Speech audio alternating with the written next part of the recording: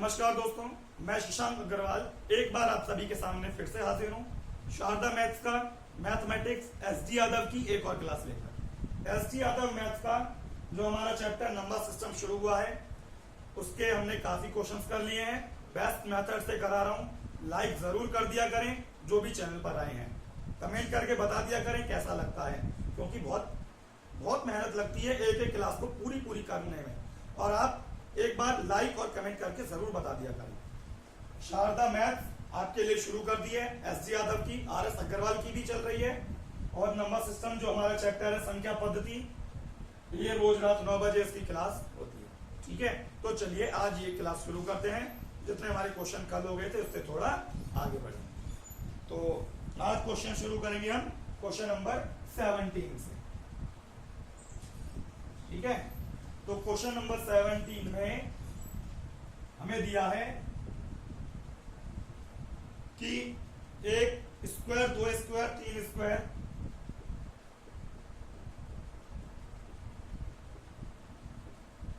Plus x square बराबर हमें दिया है एक्स प्लस 1 और 2x प्लस 1/6 ये दिया है। ठीक है, और हमसे पूछा है 1 का स्क्वायर प्लस 3 का स्क्वायर प्लस 5 का स्क्वायर और प्लस 19 का स्क्वायर बराबर क्या होगा। ठीक है, तो देखिए अब मैं आपको एक बात बताऊंगा भाई, ये जो हमें चीज दी गई है इसका इससे कोई भी रोल नहीं है, ये सिर्फ आपको डराने के लिए दिया है, कंफ्यूज करने के लिए दिया है। ये जो फॉर्मूला होता है ये प्राकृतिक संख्याओं के वर्गों का योग होता है। प्राकृतिक संख्याओं के वर्गों का योग अगर पूछा है तो ये फॉर्मूला लगता है। ठीक है, लेकिन 1, 3, 5, 7, 9 ये सभी क्या है, ये तो विषम संख्याएं हैं। तो अगर या तो सम बोले या विषम बोले, दोनों के लिए एक ही फॉर्मूला लगेगा जो मैं बताने वाला हूं, एकदम बेस्ट मेथड बताने वाला हूं। सम हो या विषम हो के वर्गों का योग, के वर्गों का योग ये होगा n+1 n+2/6। ये फॉर्मूला याद रख लेना, चाहे तो वो सम संख्या के वर्गों का योग पूछे, सम संख्या के वर्गों का योग, या विषम संख्या के वर्गों का योग पूछे, तो फॉर्मूला क्या लगेगा n+1 और n+2/6 ये फॉर्मूला लगाना है। अब यहाँ पे बस यहाँ पे थोड़ा ये चेंज है, थोड़ा चेंज क्या है कि यहाँ पे n बराबर हमेशा n बराबर लास्ट टर्म होगी, n बराबर लास्ट टर्म, n का मतलब यहाँ पर लास्ट टर्म होगी। तो यहाँ पे क्या आ जाएगा 19 गुणा 20 गुणा 21 अपॉन 6।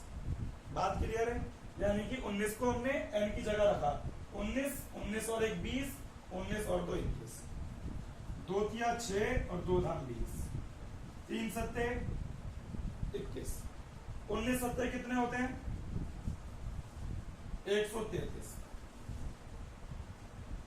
कितना आ जाएगा 1330। बिल्कुल क्लियर हो गई है वाली बात कि अगर वो सम संख्याओं के वर्गों का योग पूछे तो भी यही फॉर्मूला लगेगा, विषम संख्या के वर्गों का योग पूछे तो भी यही फॉर्मूला लगेगा। बस चेंज क्या है कि n हमें लास्ट टर्म लेनी है, n हमें लास्ट टर्म लेनी है। क्लियर है, तो ये क्वेश्चन हो जाता है हमारा 17। ठीक है, आगे बढ़े। अब अगर समझ आ गया तो यस सर समझ आ गया है बता दिया करें ताकि हम आगे बढ़े। अब चलिए अब आ जाता है क्वेश्चन नंबर 18।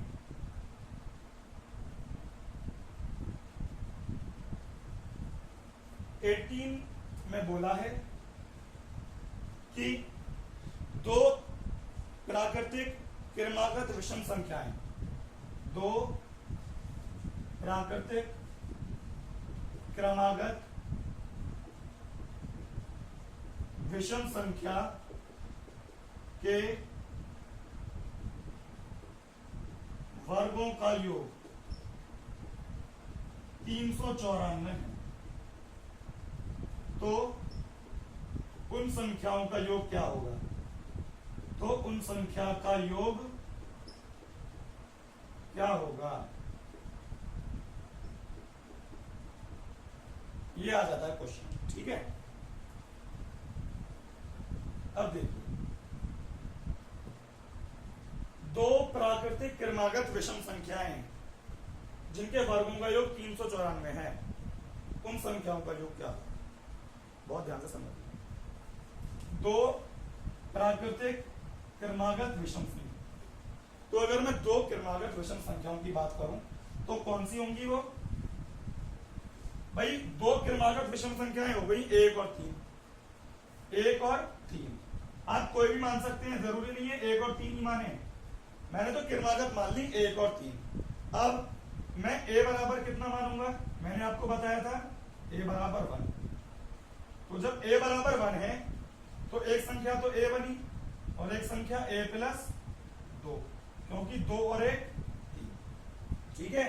अब इन दो क्रमागत प्राकृतिक विषम संख्याओं के वर्गों का योग, के वर्गों का योग कितना है? 3, 9, 4। तो a स्क्वायर प्लस ये a प्लस बी का होल स्क्वायर खोलेगा, 2 दूनी 4 और 2 दूनी 4 1 बराबर 394। 4 इधर गया तो 2a स्क्वायर प्लस 4a बराबर 394 में से 4 गए तो 390। 2 कॉमन लेंगे यहां से तो a स्क्वायर प्लस 2a बराबर 390, a square plus 2a minus 195 बराबर 0। बस हमें इतना करना है, क्योंकि ये क्वेश्चन हमारा ट्रिक से नहीं हो सकता। क्यों नहीं हो सकता है? क्योंकि उसने वर्गों का योग बोल दिया है। अगर वर्गों का योग ना बोलता तो हम कर सकते थे, और लास्ट में उसने पूछ लिया कि उन संख्याओं का योग क्या होगा, तो यहां पे हमारे लिए दिक्कत बन जाती है। अब आ जाइए, हमें करना क्या है? हमें इस 195 के फैक्टर करने हैं। और फैक्टर कैसे होने चाहिए भाई? पहले कर लेते हैं। 3 चंग 18, 3 पंजे 15,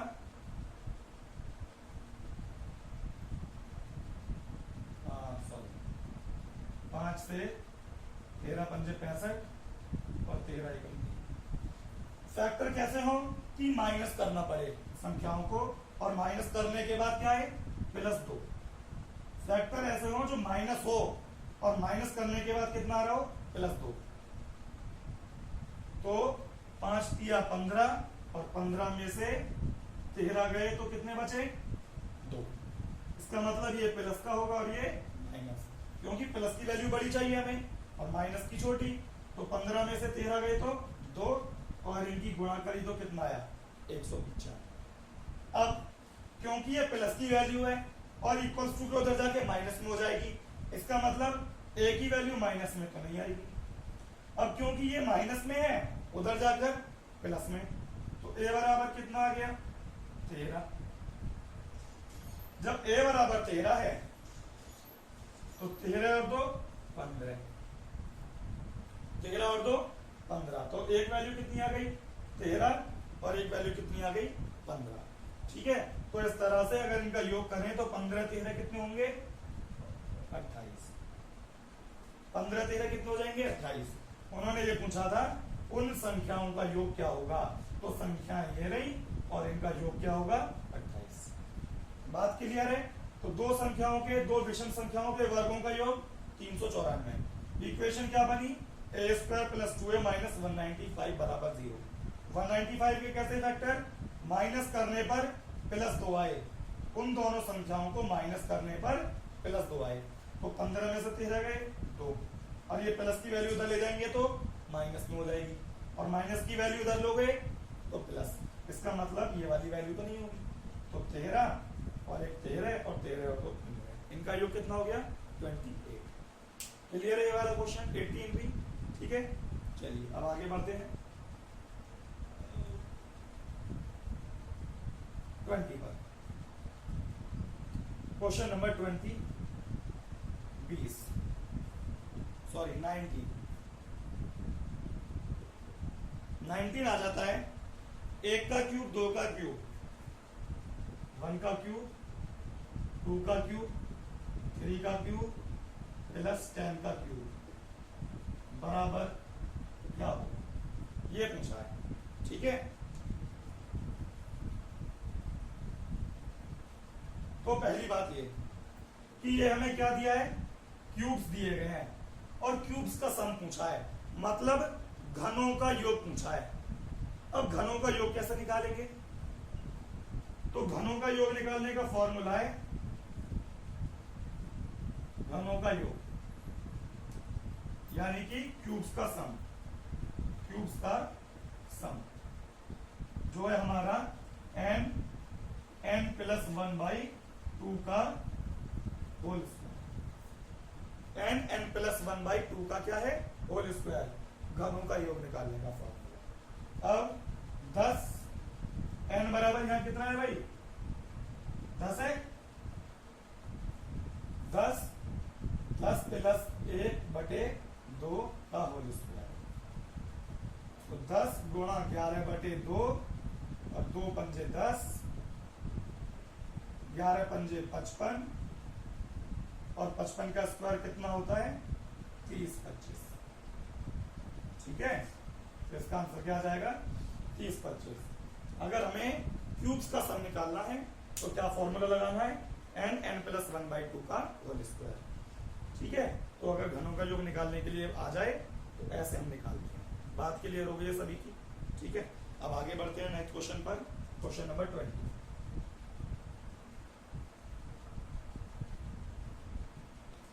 20 आ जाता है।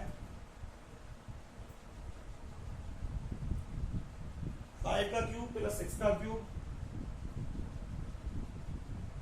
प्लस 10 का क्यूब,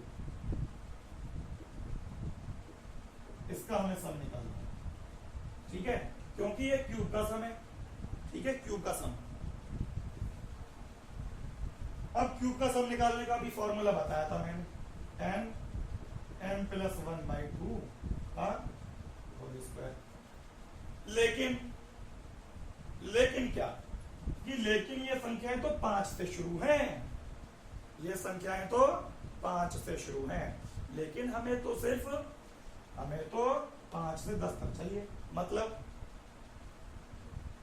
संख्याएं 5 से शुरू हैं और हमें 5 से 10 तक का सम चाहिए। लेकिन इसमें शुरू की 4 संख्याएं नहीं दी गई, शुरू की 4 संख्याएं नहीं दी गई हैं। तो हम क्या करें, हम 1 से लेके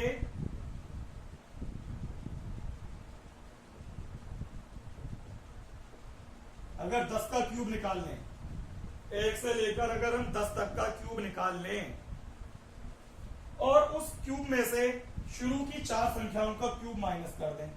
भाई एक बात बताइए, 1 से लेकर 10 तक का क्यूब निकलेगा, क्यूब का सम, और जिसमें से हमारे लिए 1 से लेकर 4 तक का कोई काम नहीं है। क्यों? क्योंकि हमें तो 5 के क्यूब से चाहिए। तो इसीलिए जब हम पूरा सम निकाल देंगे तो इन्हें माइनस कर देंगे, मतलब 1 2 दूनी 4 दूनी 8 27 और 64, तो 8 और 1 9 27 36 64 100। इसका मतलब है कि हमें शुरू की 4 संख्याओं का जो घन है जिनका योग 100 है, इन 100 का हमारे लिए कोई घन नहीं। हमें 5 से लेके 10 तक का योग चाहिए।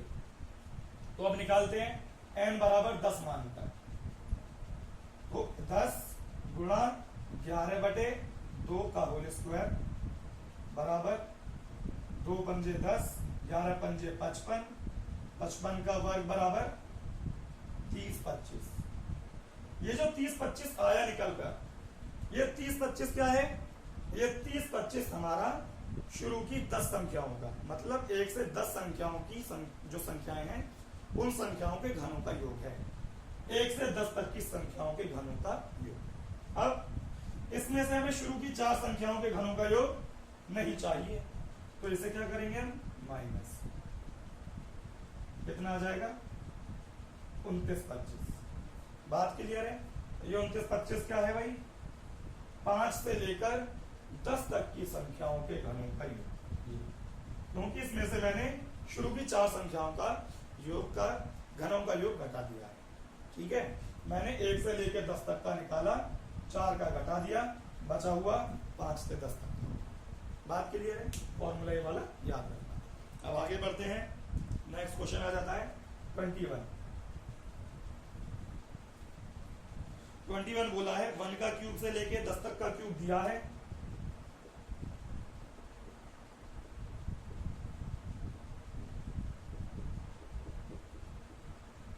और ये दिया है आपको 30, 25, अभी हमने निकाला भी है।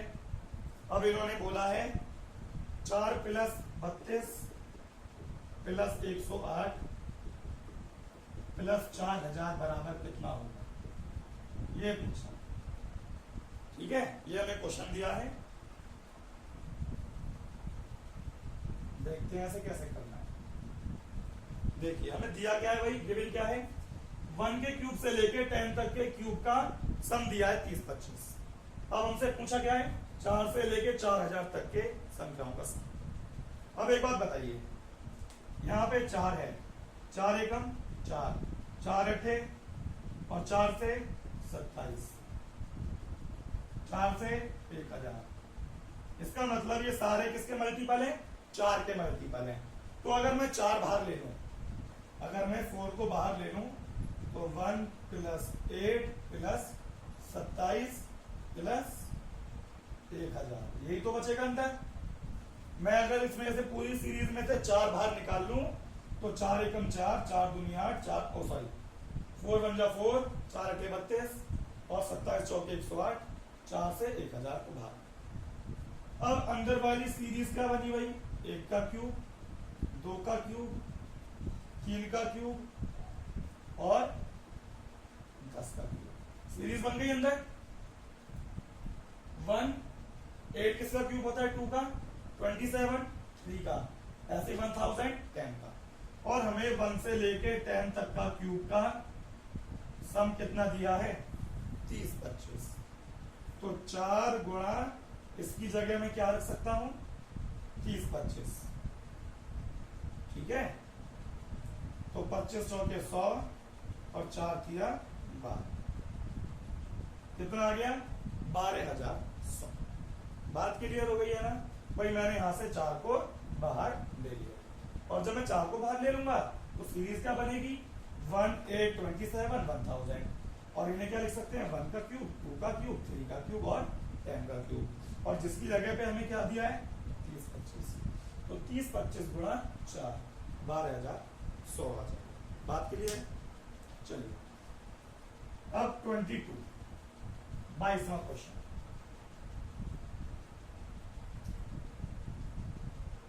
22वां आ जाता है 1 के क्यूब से लेके 10 तक का क्यूब दिया है।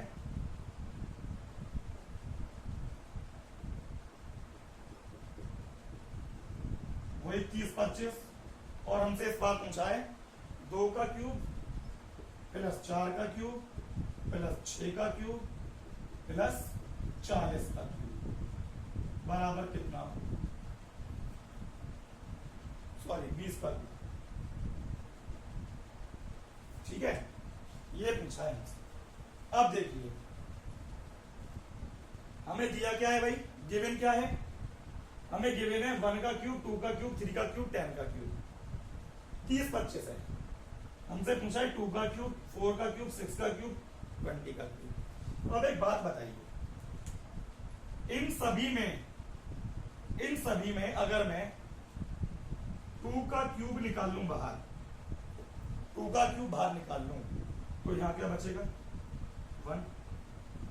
चलिए मैंने यहां से क्या बाहर निकाला, 2 बाहर निकाला है, तो यहां कितना बचा, 2 का क्यूब। यहां से 2 तिया 6, 3 का क्यूब और 2 धाम 20, 10 का क्यूब। बात क्लियर हो गई है भाई। मैंने 2 बाहर निकाला, 2 आ गया, 2 एकम 2, ये करा, 2 दूनी 4, 2 तिया 6, 2 धाम 20। क्लियर है? अब 2 का क्यूब मतलब 8 गुणा 1 के क्यूब से लेकर 10 तक के क्यूब का सम कितना है, 30, 25। तो 25 अट्ठे 200 और 8 किया 24,200। अगर ये वाली लाइन समझ में नहीं आई है तो मैं दोबारा समझाता हूं। देखिए 2 दूनी 4 दूनी 8 प्लस 4 चौक 16 चौके 64 6 छन 36 छिक्का 216 प्लस 2 दूनी 4 दूनी 8। तो मैंने क्या किया, इसमें से 8 को कॉमन लिया, 8 एकम 8 अट्टू अट्टू 64 और 27 अट्ठे 216 और 8 एकम। बात क्लियर है? 8 का मतलब 2 का क्यूब, 1 का मतलब 1 का क्यूब, 2 का क्यूब, 3 का क्यूब और 10 का क्यूब। ये किया है मैंने। अब सभी को शायद क्लियर हो गया होगा कि इसका मतलब क्या। क्लियर है सभी के? तो आज हमारे 22 क्वेश्चन कंप्लीट हो चुके हैं। Number system, Sharda publication book, SD आदर की। बाकी क्वेश्चन हम अपनी नेक्स्ट क्लास में करेंगे। अगर आपको क्लास पसंद आई है तो लाइक शेयर और सब्सक्राइब जरूर करें और दोस्तों सपोर्ट करें ज्यादा से ज्यादा। एक एक क्वेश्चन करा रहा हूं, ज्यादा से ज्यादा जोड़ें, ज्यादा से ज्यादा एक दूसरे को बताएं। धन्यवाद।